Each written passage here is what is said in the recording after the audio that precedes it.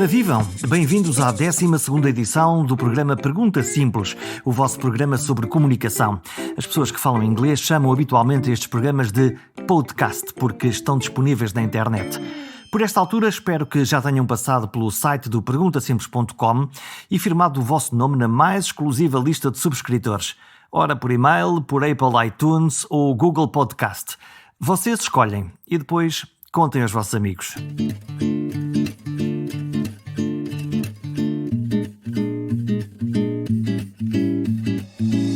Se quisesse resumir esta edição nos 280 caracteres com que se escreve um tweet, poderia rezar assim: estamos todos a viver nas redes sociais, não a viver a vida e a escrever no Twitter, Facebook ou Instagram, mas não, estamos todos a viver, a sentir, falar, comunicar dentro das redes sociais. Às vezes falamos e ouvimos, outras vezes há uma gritaria anárquica insuportável, quase uma luta. Zuc! Enviar. Foram 240 letras e espaços. E agora espero que apareçam os que concordam, os que resmungam, os que discordam e até aqueles que aparecem apenas para insultar gratuitamente.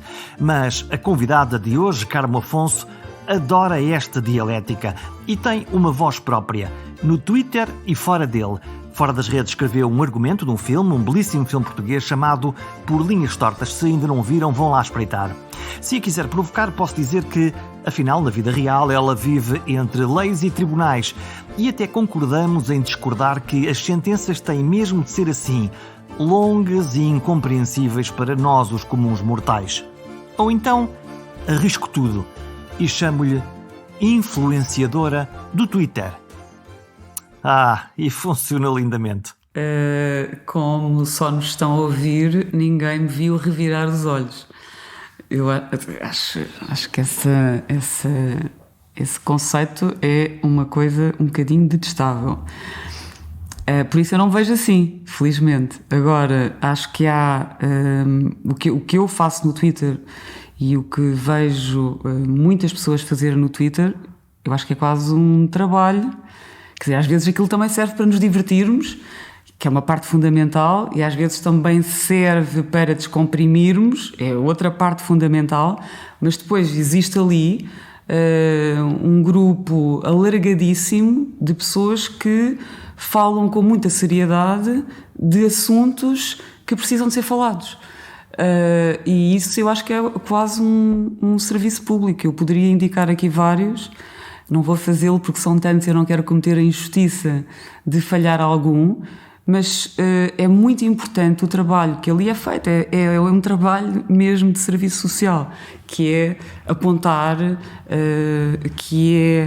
apontar, eu não estou aqui a dizer apontar o dedo e acusar, mas é denunciar. Mas às vezes o tom é esse, que aparece nas redes. Porque no Twitter o discurso é de facto um bocadinho bélico. E há quem goste e há quem não goste. Eu, por exemplo, adoro. Eu gosto de discutir. Tu és uma guerreira.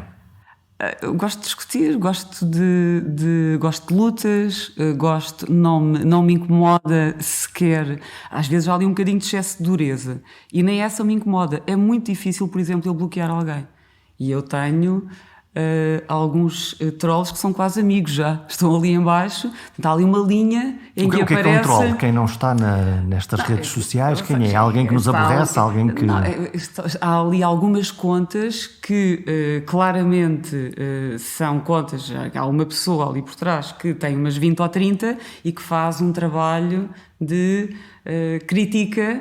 Tudo o que tem, normalmente, não é por ser de esquerda, mas é verdade que isto está muito ligado às forças de direita, sobretudo ao que tem a ver com este crescimento da extrema-direita, e que vão ali e insultam de uma forma nem sequer muito articulada ou muito inteligente ou muito elaborada. É uma coisa básica de insulto e de agressividade e de qualificação. É tudo muito básico, mas eu até esses mantenho ali. Ou seja, há ali uma linha, não sei como é que o Twitter organiza isto, que diz ver outras respostas. E então quem lhe apetece ser confrontado com a Casa dos Horrores abre. Eu normalmente abro e não bloqueio. É muito raro bloquear, mas admito, e é certo, que quem chega ao Twitter pode achar aquilo uma experiência traumatizante e pode achar que aquilo deveria ser fechado. Como é que tu usas o Twitter? Eu uso, como estava a dizer de início, ou seja, uma mistura entre divertir-me, entre fazer uma coisa que gosto muito e que me descontrai, que é discutir, entre partilhar às vezes coisas até mais íntimas e mais pessoais. Portanto, o meu Twitter é muito verdadeiro nisso, é muito transparente, e depois muito para falar de coisas que me interessam, como seja política, como seja ambiente, como sejam quaisquer temas da atualidade. E isso talvez seja a parte mais importante. E tu misturas o que é provocação, o que é informação, o que são posições que tu tens sobre os temas, tu vais fazendo essa mistura. Eu posso pensar que o Twitter é para a elite intelectual bem pensante do século XXI, o Facebook para o povo e o Instagram para os belos? Não sei, eu acho que isso não será correto. Eu estou mais no Twitter, abandonei um bocadinho o Facebook, então lá estou, mas diria que o Facebook é um bocadinho dizer bem e elogiar, sei lá, uma coisa típica do Facebook é, por exemplo, aparece uma fotografia em que uma pessoa ficou claramente mal. E depois estás tão bem, estás incrível, amiga. E qualquer amiga devia mandar uma mensagem a dizer: tira isso, por favor. Isso é o cinismo das redes? Não é cinismo, é um bocadinho. É fofinho. O Facebook tem ali um lado fofinho. Estão lá os pais, estão lá os avós. Sim. Por exemplo, eu não gosto de discutir política no Facebook e quando vejo que isso se proporciona, eu não respondo muito, porque estão lá mesmo as minhas tias, estão lá mesmo as minhas primas, está lá mesmo a minha família e seria altamente desagradável que elas assistissem a coisas que me dizem no Twitter, por exemplo. Por isso eu resguardo-me muito. Achas que determinadas pessoas dos teus círculos não aguentariam a linguagem que se pratica no Twitter? Ou que se tu fizesses essa passagem de um lado para o outro ficaria tudo com os cabelos em pé? O Twitter é muito bélico, mas é um bélico, não é só intelectual, é um bélico também muito rude. Não é ali um jogo de intelectuais. Qual é o encanto disso? Do Twitter? Sim, da rudeza, dessa agressividade. Vamos lá ver, a rudeza pela rudeza não tem absolutamente interesse nenhum e desacompanhada da defesa de uma ideia, ainda menos. O que eu estou a dizer é, respondendo à tua pergunta, não podemos de todo resumir o Twitter como uma bolha de intelectuais que ali está. Também há. Eu acho que há ótimos investigadores, há jornalistas, há pensadores livres, há ali o melhor, o mais interessante, eu encontro no Twitter, mas também há, obviamente, muito lixo. E depois há uma modalidade que... E eu até acho que não sou das praticantes mais duras. Eu gosto muito de discutir, mas gosto de fazê-lo com alguma delicadeza, se não com muita. Mas sim, eu admito que possa parecer muito mal. Aliás, aconteceu-me esse propósito ainda esta semana, uma coisa interessante, que é um amigo meu, e que é meu amigo, que eu já conhecia entretanto do Facebook, enviou-me uma DM no Twitter e disse: Carmo, eu não aguento ver as coisas que dizem aqui no Twitter. Eu disse-lhe: não fiques, isso não preocupa nada, é mesmo assim. Ele: sim, mas incomoda muito. Ou seja, quem veio para ali fica a achar que aquilo é muito duro. Tu devias ir viver não sei para onde, ou sei lá, mesmo adjetivos, não é? Mas eu acho que, sendo certo que daquela dialética raramente resulta, ou seja, raramente eu convenço alguém, não começam a dizer sou comunista e depois no fim diz: tem toda a razão, de facto, eu agora... Aquilo fica num suspense. Não, aquilo acaba por... não há ali um processo de convencimento, até porque as pessoas, quando estão a discutir com aquela rapidez, cometem muita falha de ouvir o outro, não para, de facto, refletir sobre o que ele está a dizer, mas para encontrar uma maneira de rebater. Ou seja, aquela dialética não é assim tão construtiva, mas ela tem uma função muito importante, que é põe a nu e revela onde é que estão as tensões. E isso é muito importante. É um termómetro? É um termómetro, ótimo. Nós vamos ali e conseguimos ver quais são os temas do dia, quais são as posições e, por exemplo, às tantas acompanhamos contas que merecem a nossa confiança e eu vejo uma coisa que o diletante partilhou. E eu sei que ele partilha com uma boa intenção e é uma pessoa que, eu não a conhecendo, que merece a minha confiança de Twitter. E isso é uma fonte de informação. Há ali um jogo, há um equilíbrio, e se essas pessoas desaparecessem do Twitter, E são muitas, como disse. Se elas desaparecessem, eu acho que a democracia perdia um bocadinho. O que está a acontecer neste momento, todos estamos a olhar para as nossas redes sociais, e uma coisa que nós víamos lá longe na América e que agora nos atinge em cheio é que nós começamos a ver movimentos, vou designá-los, não estão só aí, mas vou designá-los como movimentos pela verdade, quase pela verdade absoluta. Eu vou interromper a pergunta. Quando eu ouço pela verdade, ou quando eu ouço em nome de Deus, está tudo estragado. Já se sabe que a seguir vem a geneira. Faz lembrar aquela noite lá da Dilma em que eles diziam em nome de Deus, pela minha família, em nome da verdade, e a seguir vem sempre a geneira. Mas eles estão também a defender as suas posições? Invoca-se o que em princípio deveria ser mais sagrado, no caso de quem é crente, para fazer o pior possível. Esta matriz de comunicação que agora está a aparecer nos Twitters ou nos Facebooks, seja pela verdade, que no fundo recorre àquilo que é o insulto, àquilo que é a negação de uma verdade científica, este género de diálogo público é uma coisa que te preocupa? Quer dizer, vamos lá ver, as redes sociais são talvez a forma mais pura, com tudo o que isso tem de perigoso, de democracia.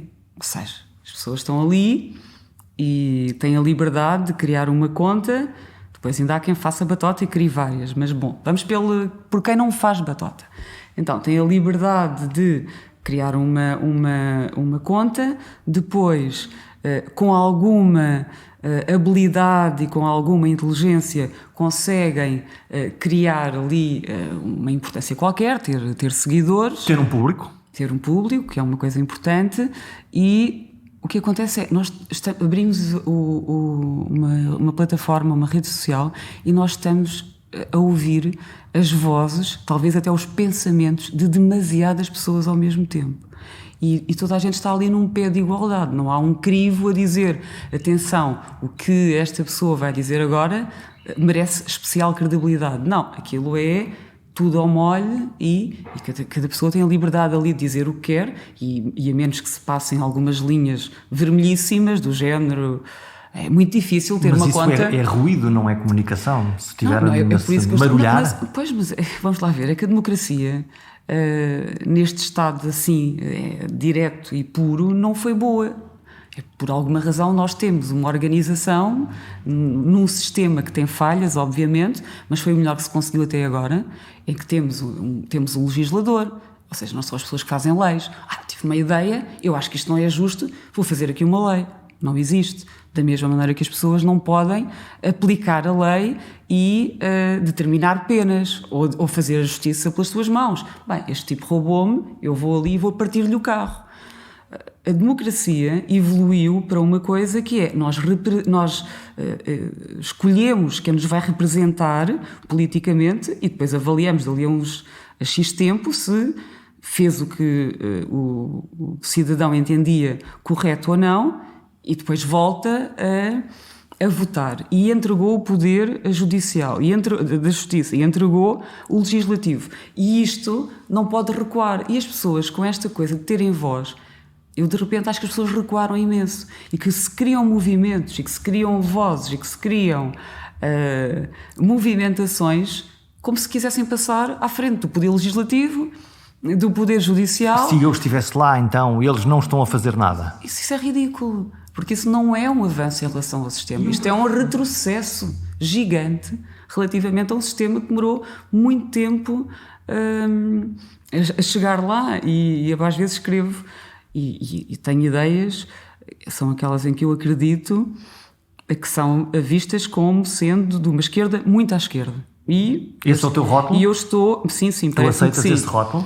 Aceito, até tenho bastante orgulho nele, mas é assim, vamos lá ver, eu não dou como exemplo do melhor que já se conseguiu, o que me estou sempre a dizer que é a Venezuela ou não sei o quê, quer dizer, vamos lá ver... A Venezuela, a Rússia, o que for. A China, não existiu até hoje um exemplo de um governo de esquerda muito à esquerda, de esquerda radical, que tenha corrido bem. Isto tem que ser dito. O melhor que se conseguiu é mesmo, ou foi mesmo, ou tem sido mesmo até agora, as democracias europeias. Não se conseguiu melhor. Que são liberais ou social-democratas, é um andam por aqui. bem-estar relativo. A social-democracia, indo de encontro ao que me parecia que ia dizer, a social-democracia, na sua base ideológica, na sua gênese, era uma esquerda não marxista. Olhamos para Olof Palme, por exemplo, Claro, nessa matriz. O próprio Sá Carneiro chegou a definir a sua ideologia como sendo de esquerda não marxista. E neste momento tudo caminhou muito para a direita, não é? Então caminhou tanto que eu pareço uma radical de esquerda. Mas vamos lá ver. Que seja dito que para mim o melhor... Por exemplo, o que conseguimos com Geringonça, eu nunca vi melhor. E agora temos uma geringonça de direita a caminho? Pois é, mas temos uma geringonça com um partido não democrático lá dentro, não é? Achas que este efeito geringonça à esquerda, portanto, partidos centro-esquerda, pode ter um espelho num próximo ciclo político, exatamente num espelho geringonça de direita? Bom, o espelho nunca será, porque a geringonça conseguiu, o que foi ali conseguido, histórico, e como disse já, nunca vi nada melhor. Nunca assisti, aliás, eu nessa altura estava muito próxima do LIVRE, e o LIVRE, o que defendia, a visão do LIVRE, que a meu ver injustamente, mas é a injustiça que temos que aceitar, que é a injustiça da democracia, e essa temos sempre que nos conformar com ela, não somos como o Trump, mas eu acho que fiquei com muita pena que o Rui Tavares não tivesse sido eleito. Mas uma das questões fundamentais ali no LIVRE era, eles sempre defenderam um entendimento à esquerda. E isso foi conseguido. É que não se conseguiu votos de facto suficientes para que ele fosse eleito. conseguiu-se o entendimento à esquerda, mas sem a presença do LIVRE. Eu tenho muita pena disso. Mas o entendimento à esquerda foi feito com partidos, o que agora, desses, os que são apontados como sendo os extremistas comparáveis ao Chega, quer dizer, lavem a boca com sabão. Porque o PCP foi um partido que foi fundamental na construção da democracia. E, portanto, achas que não é comparável? O PCP esteve na Assembleia Constituinte. A UDP é uma das forças que deu origem ao Bloco de Esquerda, também lá esteve. E isto é muito importante. O PCP, ao longo da história da nossa democracia, às vezes até em entendimentos com a direita, permitiu a aprovação de leis fundamentais do nosso sistema. O Rui Rio teve um entendimento com o PCP no Porto. Isto é só vergonhoso. Agora, não me venham dizer... Aliás, isto é a coisa mais revoltante que neste momento eu consigo... que eu já assisti, que é este branqueamento de um partido que defende tudo aquilo que se tentou acautelar quando se fez uma coisa que foi a Constituição da República Portuguesa depois do 25 de Abril. Portanto, vem ele aqui e nós, isto é tão fora, é tão ao arrepio do que é aceitável que o sistema nem sabe bem o que há de fazer com isto. Que é, ele pode dizer tudo. Eles dizem, nós já sabemos que aquilo é fascismo, castração, as coisas mais inqualificáveis. E o sistema é tão educado, está tão impreparado para aquilo que era a coisa mais importante, porque se tivessem que resumir a Constituição naquela altura, era não passará. Não passará. E isso foi aquele artigo foi uma decisão unânime. E o não passará, quer dizer, não valia, parece que é uma norma programática do género, todos têm direito à habitação, mas temos sem-abrigo na rua. Não é. Não é. Nós esquecemos em parte que existe uma norma que foi feita exatamente para estes casos. É só uma norma, todo o nosso sistema, todo o nosso sistema está feito numa base, tudo aquilo que nós conhecemos, que não convive com isto. O problema é que nós há 3 anos atrás achávamos todos, estou-me a incluir, que a extrema-direita cá, o que é aquilo? Vamos lá ver. Víamos na Alemanha fenómenos semelhantes, víamos mesmo na Alemanha Estados também Unidos. parecia improvável, porque na Alemanha também, quer dizer... Vimos a senhora Le Pen que era ocupada... Aí sim, por excelência. Ia concorrer a eleições, ia passar à segunda volta. Le Pen neste momento dia uma Le Pen pode ganhar as eleições presidenciais. É uma candidata fortíssima. A Alemanha não diria que fosse um exemplo tão bom, agora também já está a alinhar, porque a Alemanha tinha um trauma da Segunda Guerra e acho que um constrangimento público gigante de nós não podemos nunca mais ter extrema-direita. Nós temos de ter vergonha. E em Portugal era uma coisa sem expressão. E de repente, claro que tem expressão, vamos lá ver, temos que ser honestos. Mas na realidade este movimento, que agora tem uma expressão, se quisermos institucional ou política, nós ouvíamos estas vozes em múltiplos setores de pessoas que tinham estas posições e que as defendiam em várias conversas. Todos nós tínhamos pessoas conhecidas que defendiam princípios radicais à direita, também à esquerda, é verdade. Vamos lá ver. Eu acho que é diferente, acho, e temos mesmo que ter isso como pressuposto. Quer dizer, é muito diferente eu apanhar, eu encontrar alguém na rua e que é racista, e que eu percebo que é racista e que faz um comentário racista, ou eu estar a ouvir um deputado consciente na Assembleia da República, um partido consciente na Assembleia da República, um deputado com essa narrativa. E se não percebemos a diferença, então não percebemos nada. Porque eu posso ouvir na rua também um pai dizer: se violassem a minha filha, eu matava. E eu posso dizer: olha, veja, a justiça é que trata desse problema. Mas vamos lá ver. Conseguirias compreender essa declaração por mais radical que ela fosse? Não é compreender. Eu não tenho a mesma responsabilidade e não tem... Não é só a responsabilidade. Quem sente uma paixão, o marido atraiçoado, a mulher atraiçoada, a mãe que fizeram mal ao filho, tem uma paixão que o Estado não tem. O Estado o que tem são princípios, e lá está, que demoraram muito e que exigiram a luta de muitos para serem estabelecidos, e agora não pode ser o Estado a quebrá-los. Uma coisa são as pessoas que dizem que o Estado tem que combater o racismo.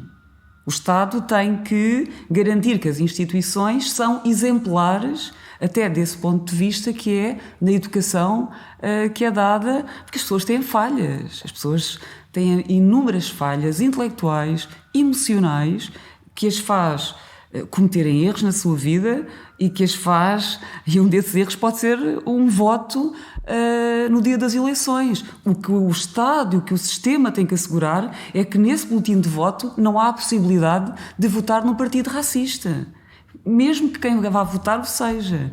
E isto são coisas que não podem ser confundidas. Olha, olhando para o outro lado do Atlântico, temos um homem que foi presidente durante 4 anos e que agora no Twitter anuncia olimpicamente que é não. Tão bem feita.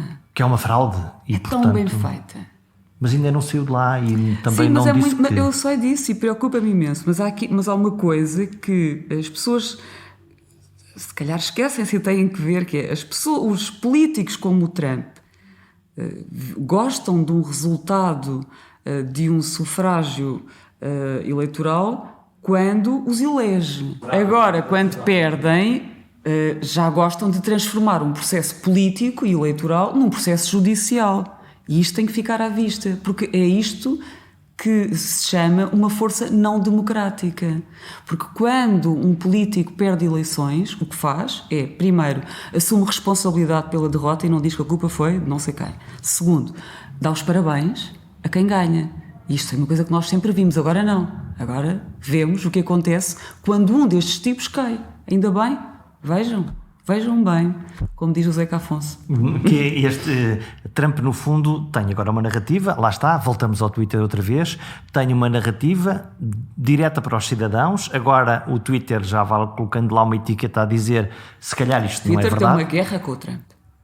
Mas de facto o Twitter beneficiou muito deste seu cliente principal, que usou esta rede exatamente por escolha para falar com os cidadãos. E agora tem Tu ficas confortável ou ficarias confortável que o Twitter começasse a marcar os teus tweets mais animados como se calhar a Carmen não está a dizer a verdade? É assim, vamos lá ver, eu não sou uma anarquista, apesar de eu ter tenho alguma simpatia pelas ideias, mas eu já aprendi há muito que tem que existir alguma organização. Ou seja, eu acho muito bem que quando o Trump faz, e eu até sei os exemplos quase todos, quando ele partilha conteúdos que são um apelo à violência ou incita à violência, ou que são racistas, ou que são... Eu acho muito bem que o Twitter haja. E isso é, para mim, um motivo de orgulho de estar naquela comunidade. Eu acho muito, muito bem. Embora a minha pergunta é se estarias confortável se algum dia... Ser sujeito ao mesmo escrutínio que todos, claro que sim. E de alguém que tu não sabes quem é, de facto, está a algures na rede... Mas isto é verdade. Nós estamos quase a ter ao enigma da vida e do mundo. Que é, quem é que controla quem? Então, mas e aqueles? Então, e agora aqueles? Quando o Trump foi eleito, eu lembro-me de pensar, e acho que não fui a única pessoa a pensar nisso, que, bom, temos este louco como presidente dos Estados Unidos, então eu espero que aqueles tipos que nós nos habituámos nos filmes e que sabemos que existem, que são aqueles tipos que não têm rosto e que, no fundo, têm o poder lá atrás... A administração. Mas não é bem a administração, são aqueles que não sabemos bem quem são, mas que tomam conta do sistema, mas que eram vistos sempre como inimigo, que era... E o Obama até uma vez lhes deu um nome, agora não me recordo qual foi o nome que lhes deu. Mas, de repente, mudou tudo e eu pensei, eu espero que eles existam mesmo. Uma espécie de pêndulo referencial. Não, eles eram uma quase espécie de força obscura. Sim, eram uma força obscura, não democrática, ou não democrata, obviamente, e que, de certa maneira, até limitava o próprio presidente. E era uma coisa detestável. E, de repente, tu pensas, bem, eu espero que eles existam mesmo e que limitem este louco que diz que mete uma bomba não sei onde enquanto come uma sobremesa de chocolate, não é? Esperemos que sim, que eles existam. Portanto, é muito bonito não existir nada, a nossa liberdade total, mas depois ela dá numa grande asneira. Há o filme em que há um acidente de avião e fica um grupo de crianças sem um adulto, entregues a si mesmas e ainda sobrevivem durante algum tempo. E quando elas são encontradas, já tinham um tribunal, já havia pena de morte, já... Autorregularam-se. Claro, autorregularam-se. E a autorregulação, quer dizer, nós já fizemos isso. Não vamos voltar agora à fase inicial em que partimos do ponto zero. Não, há algumas coisas feitas que estão muito bem feitas.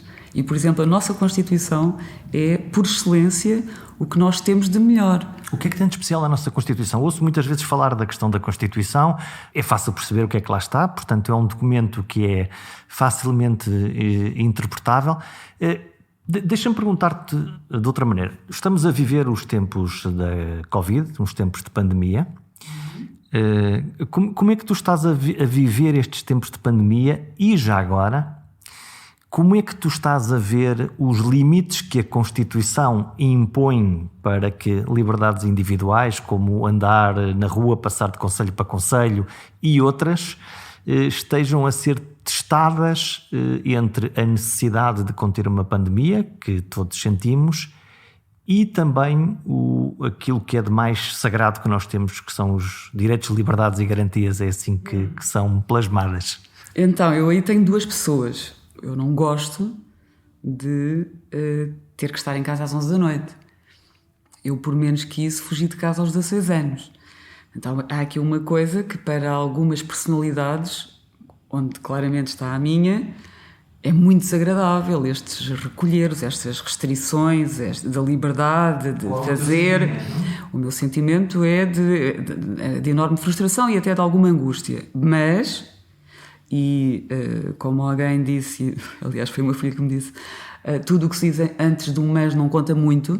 Eu quero que não conte muito o que eu disse, porque o que prevalece é, se existem técnicos de saúde que dizem que isto é necessário, eu mais depressa faço um esforço para acalmar a minha ansiedade do que um esforço para tentar mudar isso. Porque, quer dizer, nós estamos aqui a proteger, não é certamente a minha saúde, sou uma pessoa saudável, mas há pessoas, os últimos números ou estatísticas que vi, isto muda muito, mas pessoas com mais de 70 anos, há uma probabilidade de 1 para 10 de morrerem de Covid. Ora, isto tem que me obrigar a arrumar a trouxa e estar calada. Não é a minha liberdade que está aqui em causa. Eu confio que não há de ser aqui um mundo inteiro que está a tentar restringir-nos e por isso eu faço uma coisa que é da mesma maneira que muitos foram para a rua e foram lutar pelo coletivo. Eu acho que agora estamos muitos em casa e a aceitar coisas muito difíceis de engolir pelo coletivo. Eu posso pôr uma palavrinha nesta nossa conversa? E se isto for um bom precedente, hoje perfeitamente justificado, e quiçá amanhã poder ser utilizado para outra coisa qualquer, com uma justificação tão próxima como esta?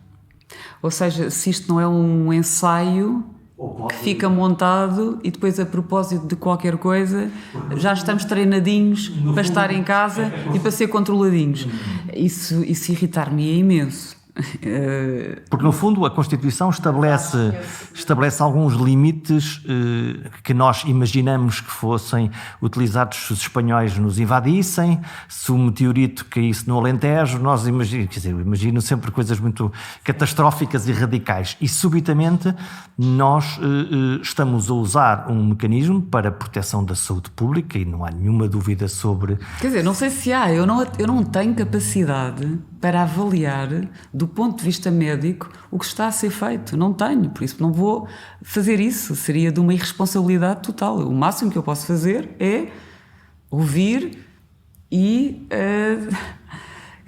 acatar, não vou quebrar o recolher obrigatório, não vou atravessar conselhos se me dizem que não os devo atravessar, a menos que seja necessário, e isso já está, essas exceções estão previstas, e pronto, e como disse, isto desagrada-me tudo imenso, e aí não há nada pior para mim, digo eu, do que restringirem a minha liberdade. Mas quer dizer, o que é que vamos fazer? Vamos pôr em causa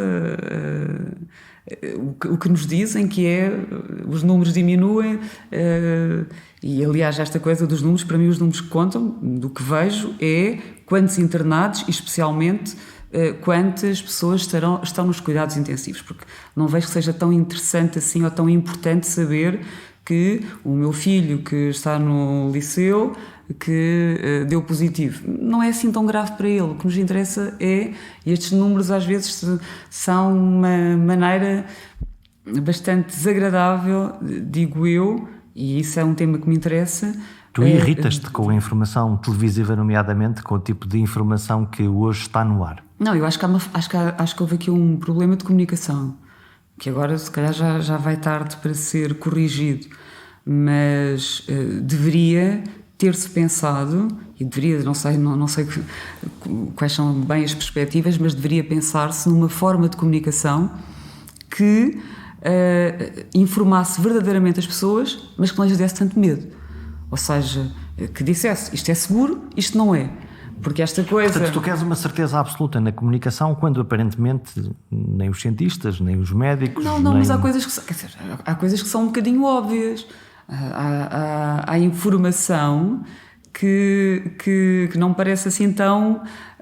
como é que eu ia dizer? Tão difícil de explicar? Não, tão incerta. Há uma que é, não sabemos bem quando é que isto vai acabar, não sabemos... Para ti há uma necessidade de comunicação... Sim, porque isso...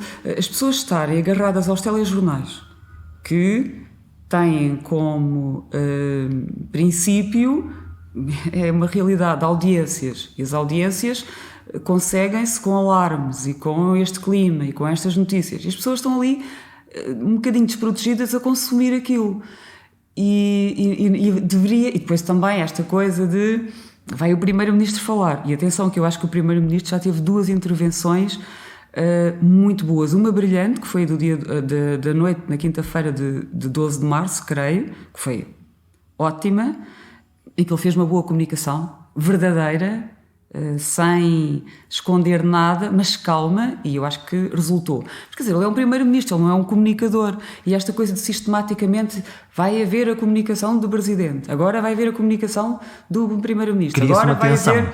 Há um momento de tensão, e depois as pessoas, enquanto estão a ouvir aquilo, eu dou o exemplo, sou advogada dos meus clientes, estão a ouvir e ao mesmo tempo eu estou a receber mensagens a dizer o que ele quis dizer foi que não sei quê, mas não percebi. Então, mas isto quer dizer que não sei quê. Porquê? Porque é muita tensão. Deveria existir uma campanha mais simples e com menos solenidade, como houve para a violência doméstica, como houve para a condução sob o efeito de álcool, em que há informação, explicam-se os perigos, explicam-se os procedimentos, explicam-se como é que as pessoas devem gerir a vida delas enquanto isto dura, porque essas palavras podem fazer a diferença na vida das pessoas e atenção, na economia e tudo mais, porque não há nada pior que o medo. O medo é mais perigoso que a pandemia. Olha, já que falamos do medo, eu não tenho muita experiência, ainda bem, de ir a tribunais, mas lembro-me um par de vezes de lá ter ido, uma em particular, em que a minha sensação foi exatamente essa. Eu senti medo daquilo, aquela alegoria assustou-me profundamente e eu não era o criminoso, eu era só uma pobre testemunha que lá fui dar o meu contributo. É verdade, mas quer dizer, eu acho que não sou assim a voz maioritária nisto, mas o que se passa nos tribunais... Tu és advogada, vais ao tribunal, advogada, vou ao tribunal, pessoas. Tenho uma toga, sento-me acima das testemunhas, sento-me abaixo do procurador do Ministério Público, que por sua vez se senta abaixo do juiz, ou seja, há ali uma hierarquia e uma solenidade e uma demonstração de autoridade tão grande, que ela é castradora daquilo que se pretende durante um julgamento, que é a descoberta da verdade. Que é que cada um que lá vai, em vez de sentir um constrangimento, e esse constrangimento é, para algumas pessoas, uma coisa angustiante. Ou seja, quem tem algum problema com falar em público ou com quem não está habituado, pode chegar lá e não conseguir dizer o que ia dizer e que era verdade. Tu tens experiência disso com pessoas? Inúmeras vezes. Eu já vi testemunhas que eram fundamentais começarem a falar e eu ver na voz delas que elas só querem sair dali, porque aquilo está a ser de um peso angustiante. E a primeira coisa que tinha que ser feita, isto é uma herança inacreditável, as roupas, aquela coisa toda, aquela forma não horizontal. A primeira coisa que tem de ser feita para se conseguir que uma pessoa deu o seu máximo contributo, e foi por isso que ela foi lá e não foi trabalhar e abdicou do seu dia e foi cumprir um dever cívico, a primeira coisa que lhe tem que ser dada é as condições para ela falar, e até para... Está nervosa, então vamos lá, espera um bocadinho, olha que isto aqui não... Estamos aqui para ouvi-la. Mas há um peso de autoridade, a comunicação implícita, até gestual, é essa. Sim, nós dirigimos uns aos outros de uma forma absolutamente... de um século qualquer passado e não tão bom, com a devida vénia e isso poderia, vamos lá ver, um bocadinho de solenidade às vezes é bom, e regras e procedimentos são boas, porque aquilo que está a passar-se ali é muito importante, é muito sério. Agora, quando essa solenidade e quando toda aquele teatro que existe ali não está a contribuir, pelo contrário, está a prejudicar o que é o principal objetivo, então deveria ser repensado. Porque as pessoas não deveriam ir para ali com medo e não deveriam ir para ali com o peso daquilo tudo, das roupas pretas, da posição, cada um mais alto, outro, um degrau mais alto, outro mais... E ninguém se deve sentir assim quando está a trabalhar. Nem mais abaixo, nem mais acima e, sobretudo, quando está a acontecer uma das coisas mais importantes. Isto é um dos 3 poderes. Temos o poder... temos um dos 3 poderes é precisamente este. O que se passa dentro de um tribunal é uma coisa de uma importância vital. E se não funciona bem, nada funciona bem. Quando estamos habituados a que quando se é dado conhecimento público de uma acusação, ela tem milhares de páginas. Quando um tribunal produz uma decisão, uma sentença, se podemos usar lato sensu a expressão, o texto é longuíssimo. Mas aí ainda bem. Não, ainda bem. Isto não é para... Ainda bem então que me pergunta isso, porque o que eu disse nada tem a ver com... Essa parte não se pode perder. Porquê? Porque há uma parte... e as pessoas, quando leem uma acusação, devem procurar um advogado ou um defensor oficioso, conforme o Estado garante que todos têm uma proteção de um advogado, de um profissional que ajuda a descodificar aquilo. O objetivo de uma sentença não é, certamente, ele ser de leitura fácil e acessível para quem o vai ler. Não, ela tem que ser uma peça bem fundamentada e claro que isso tem uma complexidade que é natural que não seja de leitura fácil para qualquer pessoa e isso não tira em nada, pelo contrário. É muito importante que sejam boas sentenças, bem fundamentadas, que esse trabalho técnico se mantenha. Eu também, quando vejo uma radiografia, ou quando olho para um ataque... Mas haveria alguma vantagem? Eu não digo, isto está muito difícil, eu agora não consigo perceber nada, sei lá, se o osso está... Eu não tenho que perceber, Mas eu mostro ao médico. Alguma vantagem dos cidadãos conseguirem, no fundo, perceber... nem que se fosse de uma forma resumida, aquilo que são as decisões finais dos tribunais. Estou a pensar nos casos até mais mediáticos em que nós não sabemos exatamente o que é que lá está escrito. Não, quer dizer, é como a medicina, quer dizer, quem está ali, os juízes que estão ali e que escrevem, que redigem aquelas sentenças, quer dizer, estudaram muitos anos e estão a fazê-lo, e temos os juízes portugueses, eu acho que são muito bons, até... estão a fazê-lo, certamente o objetivo não é ter uma escrita que seja de bom entendimento ou de fácil entendimento. O que eles querem é fazer uma boa peça justa e bem fundamentada. E esse é que deve ser o objetivo. E eu também não tento interpretar quando me mandam fazer análises. Faço as análises e depois chego a casa... Quer dizer, vou mostrar um médico. Nem tudo tem que ser... lá está, esta coisa da democracia não é totalmente direta. Existe aqui algumas mediações entre o que é o cidadão ou o povo e o que é o poder político, ou o poder judicial, ou o poder legislativo. Ainda bem, não é suposto que o meu pai leia um decreto-lei e que diga: olha, vi aquele decreto-lei e achei muito bem. Sim, senhora, achei muito bem. Se ele achou muito bem, provavelmente não estará assim tão bem. É normal que continue a existir uma mediação. E o problema do Twitter e do Trump estar a fazer diretamente a sua comunicação e não existir aqui um mediador, e era o jornalismo por excelência que o deveria fazer, o perigo é, nas redes sociais, deixa de haver mediação. E a mediação é muito importante. É aqui esta coisa do jornalismo e a perda do protagonismo do jornalismo é uma coisa assustadora. Quando falas agora do Twitter e do Trump, dessa linguagem direta, e nós estamos praticamente a fechar, a conversa corre sempre rápido. Tu escreveste o argumento de um filme, Por Linhas Tortas, que fala exatamente Não tem por, é só linhas. Ali está, temos um cartaz aqui ao lado para eu me lembrar, por isso é que eu disse o título, com esse título, onde tu, enfim, metaforicamente dizes qualquer coisa como estamos todos a ter quase uma vida paralela entre a nossa vida real e a nossa vida das redes sociais. Ainda estás aí? Estou mais adiante até. E já na altura era o que pensava sobre isto. Não existe a vida real e a vida nas redes sociais. Aquela vida é muito, muito real. É muito real e agora, com esta pandemia, se ela já ocupava uma parte importantíssima, gigante do nosso tempo, passou a ocupar muito mais. E é muito, muito real.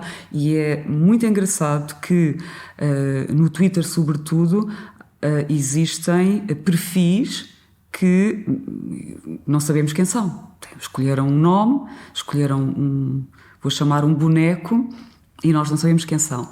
E é extraordinário como de facto se criam relações afetivas e relações até de grande e profunda amizade com pessoas que nós não sabemos quem são. E é muito engraçado também como os próprios, até os trolls passam por isto, que é, tem um boneco, ninguém sabe quem eles são. Os trolls são os chatinhos, vamos lá pôr... Sim. Então, e tem um boneco, ninguém sabe quem eles são, estão ali só para a pancada, mas sentem o peso da humilhação e recuam. Ou seja, aquilo é muito real, quanto mais quem usa o seu perfil, dando o seu nome e dizendo quem é. Onde é que ficam os vulneráveis aí?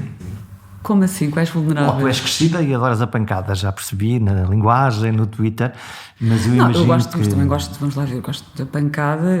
Que há pessoas mais vulneráveis que estão expostas a esse corrupio e que se calhar... Aquilo permite que cada um gira a sua participação e quem segue, há pessoas que têm a sua conta protegida e por isso não é possível ir lá interagir a esse perfil, a não ser que um pedido tenha merecido aceitação, um pedido para seguir. Então, as pessoas conseguem sempre proteger-se e fazer a coisa na medida daquilo que é a vontade que têm de participar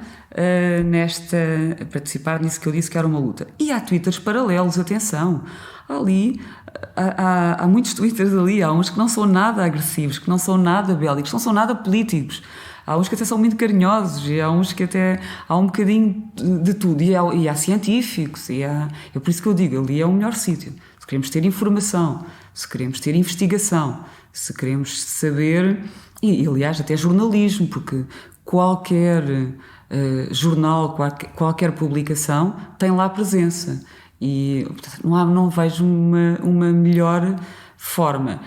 E é uma pena estarmos a terminar a conversa porque queria dizer uma última coisa, não sei se ainda posso, que é o que não pode acontecer é quem está a canalizar ou a conseguir as receitas da publicidade são as plataformas. E as plataformas, como o Twitter, não produzem conteúdos. O que elas fazem é distribuem conteúdos. E não redistribuem os lucros. Claro que não. E isto é indecente, isto é o pior. E isto eu gosto muito do Twitter, mas eu detesto que estejam jornais como o Público, como o Expresso, como o DN, como eu aqui não vou distingui-los, e que produzem conteúdos e têm que pagar a pessoas para que esses conteúdos sejam produzidos.